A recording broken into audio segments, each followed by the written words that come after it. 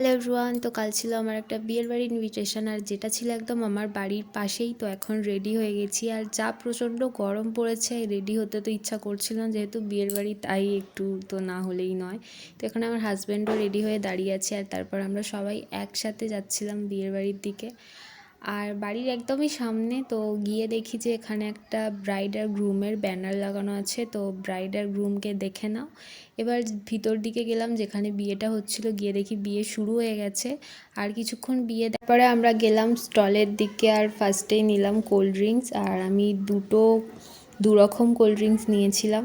তো তারপর দেখি যে চিকেন পকোড়া আর ফিশ বল সেটাও ছিল স্টলে। তো সেখান থেকেই 1 প্লেট চিকেন পকোড়া আর ফিশ বল নিলাম। দুটোই ভীষণ টেস্টি ছিল, আর আমার আগে সবার নেওয়া হয়ে গেছে। তো এই যে এখানে সবাই এখন চিকেন পকোড়া খেতেই ব্যস্ত। তো এই ব্লগটা এই অবধি, টাটা।